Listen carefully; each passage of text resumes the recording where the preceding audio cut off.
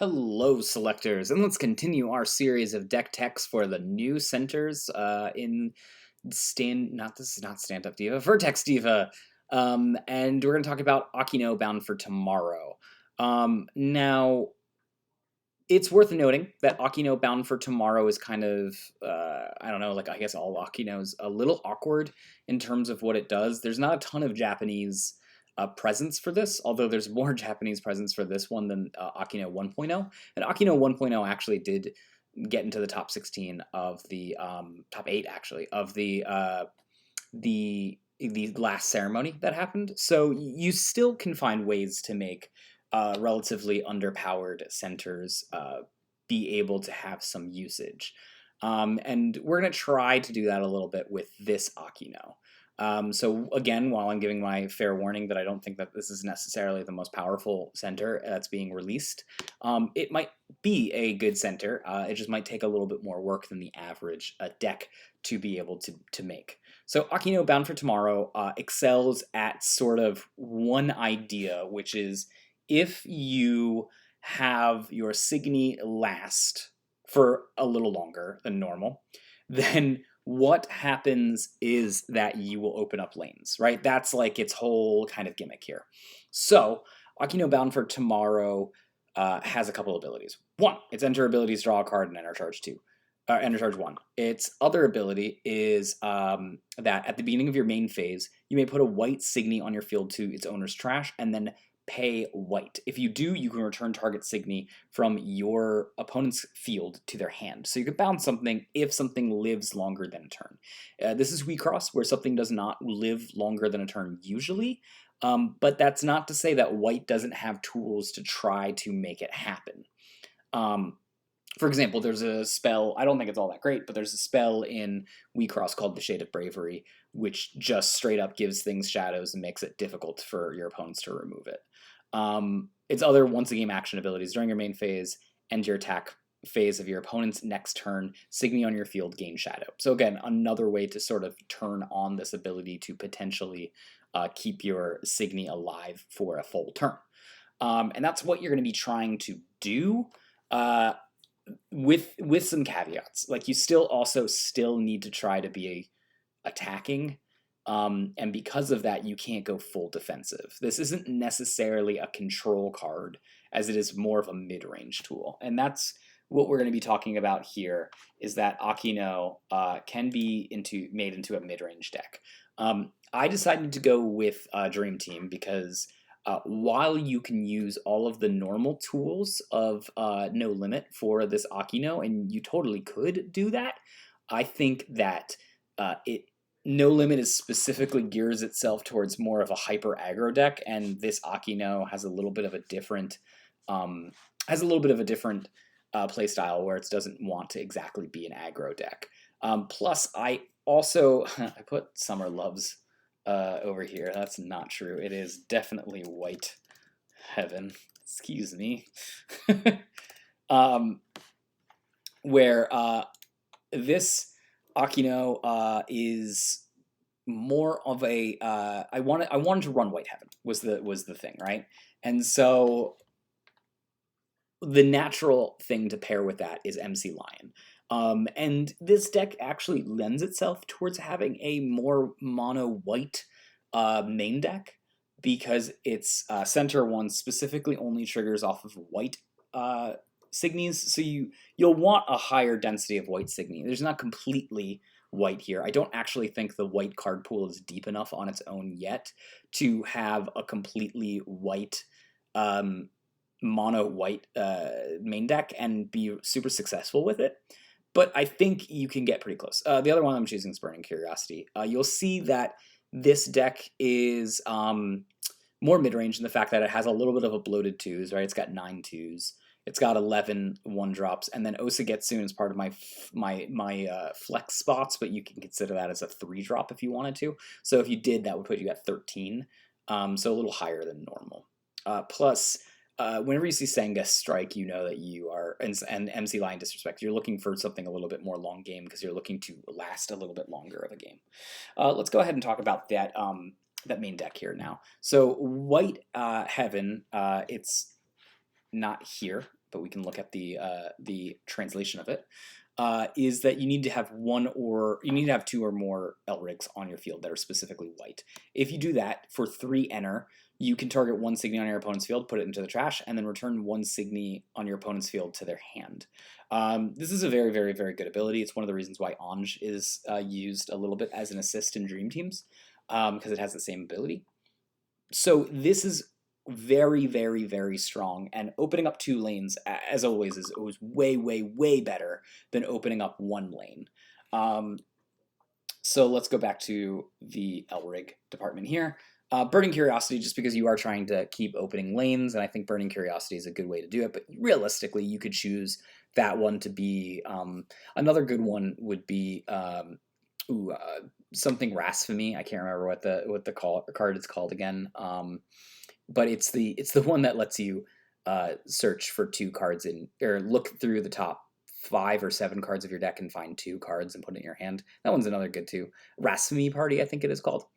And then outside of that, we have MC Lion Dig, MC Lion Disrespect. I've said this before, but anytime that you're running white and you're also running 2 Elrigs of the same color, MC Lion Dig gets specifically better because it can find your center color and that extra color. So you can either in this deck find a green card, but if you are more likely to find a white and a white, it will be okay to be using that here.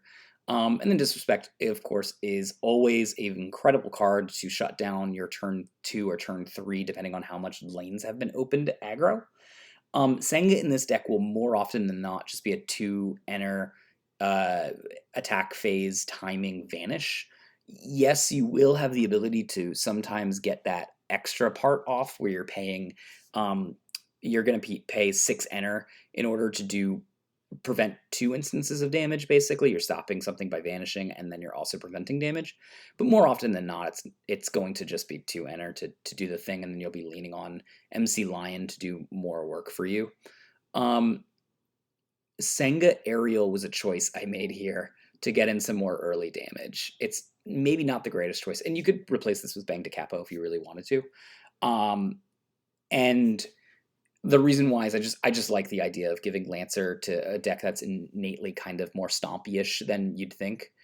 Because the stats in this deck are going to be a little higher because you want defensive measures. You want them to maybe not be able to remove all of your Signy. So that kind of lines up with Senga Aerial being able to give Lancer to something.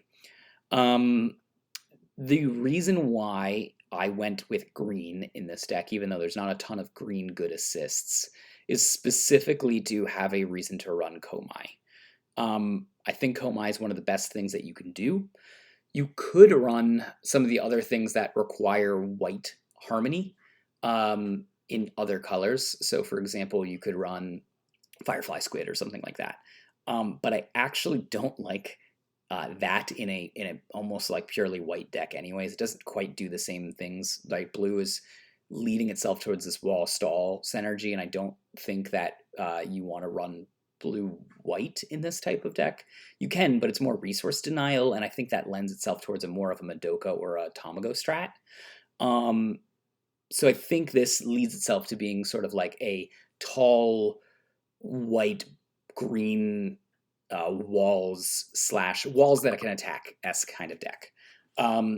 So that's the reason I ended up going in green personally here. I decided to run this as my level 1 slot. You've got your Triumph, you've got Zhao as another option to just be sticky and kind of hard to get rid of. And then I went with Lapis over here as the Japanese card. We'll talk about that in a second. It's got a life burst. It's vanilla. Otherwise, target one of the Signy on your opponent's field with 8,000 power or less returned to their hand. I think it's just quite good. It's just a level 1 5,000 power, which is quite strong and has a good life burst. Arguably, you could choose to make that Haniel. You could choose to make that. You could choose to make that Typo in order to just make it tougher to deal with. But really, when you are starting to pop off with your Akino ability, right? It'll be level 3, so you don't need walls in your level 1 selection, is my thought process here. That's why I decided to go with Lapis instead. Our level 2 selection here is going to be Rimlight, Ishikiri, Maru, and Jiren.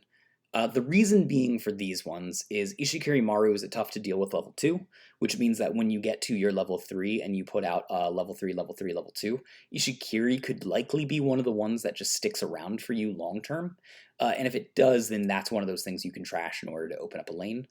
I like the life burst of Rimlight as well here, more than I like the life burst of Bow, which was my other choice, Bow High Armed. Bow High Arm does basically the same thing that Lapis does. It bounces back an 8,000 or less to someone's hand. But since we're having this idea of trying to keep Signy to stick around, making up to 2 targets not be able to attack might be able to keep you in the green a little bit longer and make it so that way, even if there was one lane open in this triggers, then you can make something else not attack into something to vanish, and then you can open up that lane on your turn. The Chirins here is just because there really is not a ton of other choices in specifically white. You've got to make some amount of choices in your other color, and I chose to go with a little bit of an Enercharge package just because I think some of this deck might enjoy having a little bit more Ener. And it also allows me to put Osagetsune into the deck as a 2-of. Between this and the and again, I opted for Strike here. There is another Senga that Enercharges, but it's main phase timing. You could do that one if you wanted to, but I just wanted to give Osagetsune a chance to potentially Enercharge. Our level 3 slots are Komai. Again, I just like Komai a lot. I think Komai is very good in any deck that's going to be putting out a lot of damage, and if this doesn't end up popping those holes into place like you were hoping it would, Komai is always a good possibility to put back. It also is worth mentioning that Komai has an ability to bounce back into the field if it's been vanished. It needs to be upped, of course, and you need to have a certain amount of Ener to do it, but it allows you to potentially work your way into not letting your stuff go. Now, I put Arcwayne here, but you could replace Arcwayne or these Penlights with some amount of Exodus, and Exoda has a cool combo with Komai, where, yeah, it needs to be upped, and right, but Exoda ups all of your stuff at the end of turn, so that can then turn your Komais back on to being able to be put into the trash and then, or put into the vanish and then come right back. So there's definitely a reason to be said for using those. I ended up going with Arcwin and P-Light just because you can gain some amount of shadow, and I like when Signies are a little bit more sticky. Penlight has been very disappointing to me just in general, so that might be wrong, and you might want to run 4 Exoda to Arcgwins instead in this deck to work with the Komai, and I would definitely not besmirch you for running that.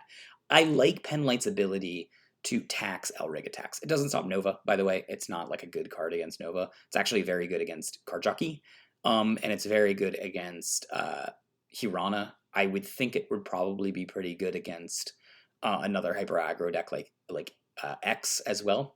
So that's the reason why it's in there. But again, like I said, you could probably cut it for Exoda. You could run 2 Exoda. You could run 4 Exoda. You could do a 3-3 split with Arcwayne. It seems like that would be the right call. Arcwayne has Shadow. It's one of the only Signies that just has Shadows and just tough to deal with.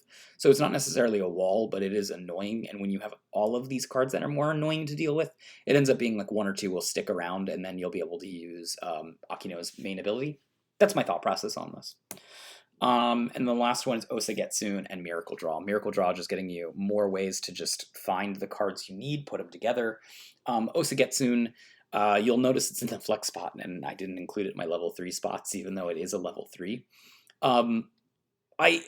You're not reliably getting it off in this deck, but you are running out of spell slots. Like, you're just running out of things to put in here.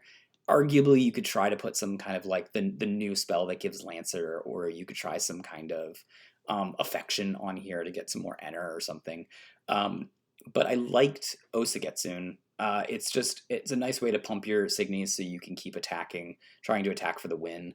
While it does also give you the ability to, with your Chirins, if you plan correctly, you will have a chance to be able to get over some walls with Osagetsun's ability. Again, you might want a Miracle Draw into Osagetsun and a Chirin, but that's a play that's absolutely possible to make in this type of deck. So that is the deck in a nutshell. That's Akino Midrange. Tell me what you guys have to think about it. If you guys think that the Exila plan is better, I'm on the fence for it personally, just because I thought Sticky Signy might be better. But again, let me know what your guys' experience is, what you guys are planning on doing. If you're deciding to not run green in general and you want to run something else, if you want to make it mono white, for example, and you want to take out the Senga and just go full into, I have a very strong Elrig deck and run Ange as well as White Heaven, what are you guys wanting to do with this? Let me know. All right.